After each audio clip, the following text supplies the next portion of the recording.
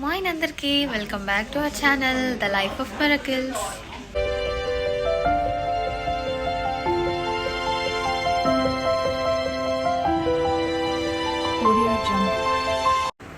So ఈ video ఏంటంటే మీరు ఆల్రెడీ తమ్నైల్లో చూసే ఉంటారు. We're going from Hyderabad to Goa.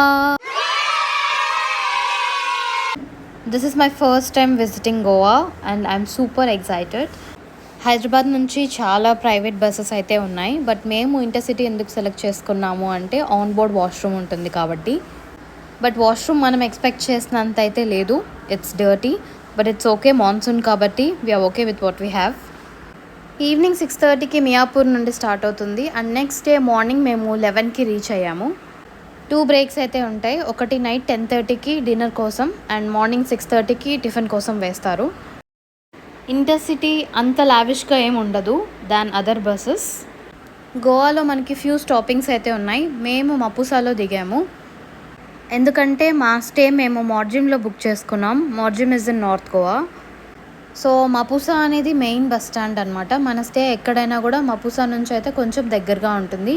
మా ప్లేస్ నుండి మపుసాకి 30 minutes అయితే డిస్టెన్స్ ఉంది.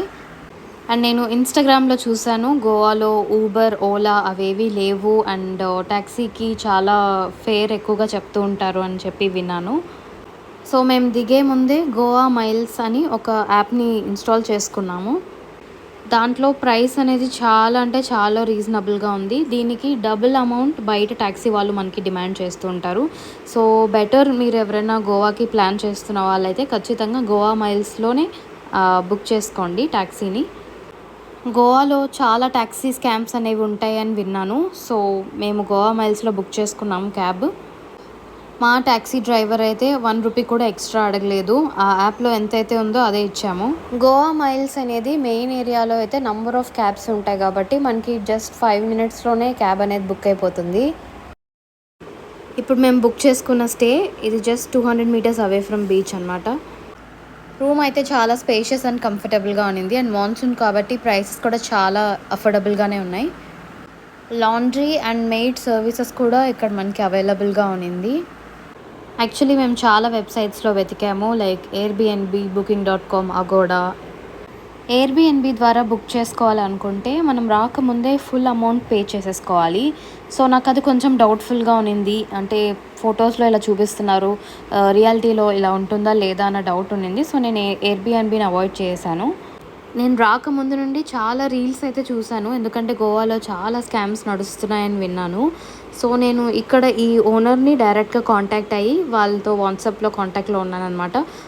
ఈ ఫొటోస్ అంతా నాకు ఒరిజినల్వి సెండ్ చేయండి అని చెప్తే ఎలా అయితే సెండ్ చేశారో రూమ్ కూడా అలానే ఉన్నింది. టోటల్గా మేము తీసుకున్న అన్ని రూమ్స్ కూడా ఇలానే ఉన్నాయి అండ్ చాలా నీట్గా కంఫర్టబుల్గానే ఉన్నింది. అండ్ మనకి స్టవ్ అండ్ ఫ్రిడ్జ్ కూడా ఉంది. సో బయట రిసార్ట్స్లో అయితే మనకి అదొకటి ల్యాక్ అవుతుంది. మనం ఏదన్నా ఇన్స్టెంట్గా బ్రేక్ఫాస్ట్ ఏమైనా చేసుకోవాలంటే కూడా మనం ఈ స్టవ్లో కుక్ చేసుకోవచ్చు. నాకు బాల్కనీ అయితే చాలా బాగా నచ్చింది. ఇప్పుడు తొందరగా ఫ్రెష్ అయిపోయి లంచ్ చేయడానికి వెళ్ళాలి. అప్పటికే 12:30 అవుతుంది. అండ్ గోవాలో మనకి కార్స్ అండ్ స్కూటీస్ రెంట్కి ఇస్తూ ఉంటారు. సో బెటర్ మనము బైక్ తీసుకోవచ్చు, ఎందుకంటే కార్ కొంచెం ఎక్స్పెన్సివ్గా ఉంటుంది అండ్ దాని మెయింటెనెన్స్ కూడా ఎక్కువగానే ఉంటుంది. మనం స్కూటీలో అయితే ఫాస్ట్గా ఎక్కడికైనా వెళ్ళిపోవచ్చు అండ్ ఈజీగా అండ్ అఫోర్డబుల్గా కూడా ఉంటుంది ప్రైసెస్ అనేవి. స్కూటీస్లో కూడా చాలా స్కామ్స్ అయితే ఉన్నాయి. వైట్ బోర్డ్ కాకుండా ఎల్లో బోర్డ్ ఉంది కదా, అలాంటి బైక్సే మనము రెంట్కి తీసుకోవాల్సి వస్తుంది. వైట్ బోర్డ్ తీసుకుంటే మనకి పోలీస్ వాళ్ళు ఖచ్చితంగా ఫైన్ వేస్తారు. ఇది పర్ డే రెంట్ 350 to 400 రేంజ్లో అయితే ఉంటుంది. స్కూటీని డీటెయిల్డ్గా ఒక వీడియో అయితే తీసి పెట్టుకోండి, ఎందుకంటే లాస్ట్ డే ఈ స్క్రాచెస్ ఉన్నాయి అని చెప్పి మనమే చేసామని ఎక్స్ట్రా అమౌంట్ అడుగుతూ ఉంటారు. సో మీరు కంప్లీట్గా వీడియో అయితే తీసుకోండి. మనం దీనికోసం పర్టికులర్గా ఎక్కడ వెతకాల్సిన అవసరం లేదు. నంబర్ ఆఫ్ ప్లేసెస్ దగ్గర రెంట్కి ఇస్తామని చెప్పి ఒక బోర్డ్ అయితే ఉంటుంది, అక్కడ వెళ్ళి మనం తీసుకోవచ్చు. సో మేము ఫస్ట్ అయితే మా స్టేకి దగ్గరలో ఉన్న మార్జిమ్ బీచ్కి అయితే వచ్చాము. చూసారు కదా, చాలా అంటే చాలా సైలెంట్గా ఉంటుంది. దెన్ చాలా టెంపుల్స్ అయితే ఉన్నాయి గోవాలో. మనకి స్ట్రీట్కే ఒక 2-3 వరకు ఉంటుంది అండ్ భజన్స్ అయితే ఈవినింగ్ 6:30, 7 నుంచి స్టార్ట్ అవుతుంది. ఫుల్గా ఇంకా ప్లే చేస్తూనే ఉంటారనమాట. 10-10:30 వరకు కూడా వెళ్తూ ఉంటుంది. మెయిన్గా అయితే అమ్మవారి టెంపుల్స్ అండ్ వినాయకుడి టెంపుల్స్ చాలా ఎక్కువగా ఉన్నాయి. ఈ టెంపుల్ని విజిట్ చేసినప్పుడు నాకు చాలా డిఫరెంట్ వైబ్ అనిపించింది. ఎందుకంటే మనం ఏ ప్లేస్కి వెళ్ళినా కూడా మన టెంపుల్స్ని చూసి మనకి చాలా పీస్ఫుల్నెస్ వస్తుంది. సో మెయిన్గా గోవాలో బీచెస్ అంటే బాగా బీచ్ అండ్ కాలంగూట్ బీచ్.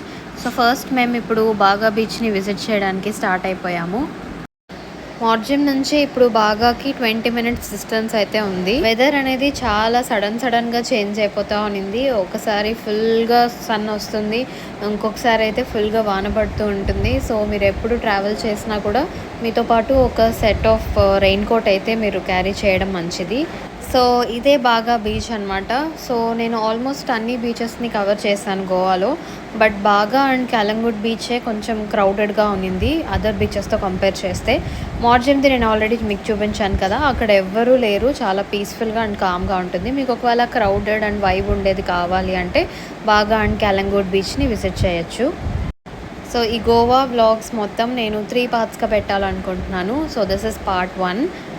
మేము ఇప్పుడే గోవాకి రీచ్ అయ్యాం కాబట్టి కొంచెం టైర్డ్గా ఉండడం వల్ల ఎక్కువ ప్లాన్స్ వేసుకోలేదు డే 1 రోజు. దీన్ని బుట్ట అంటారు. This is the most affordable snack in Goa. రోజుకి 2 to 3 అయినా తింటూ ఉండేవాళ్ళం. అండ్ నాకు టేస్ట్ కూడా చాలా డిఫరెంట్గా అనిపించింది. అండ్ ఒకటి తింటే మనకి టమీ ఫుల్గా ఉంటుంది. సో డే 2లో మేము ఏ ప్లేసెస్ విజిట్ చేసాము అనేది నేను నెక్స్ట్ బ్లాగ్లో పెడతాను. So I hope you like this video. If yes, then please do like, share and subscribe to the Life of Miracles channel. Bye guys.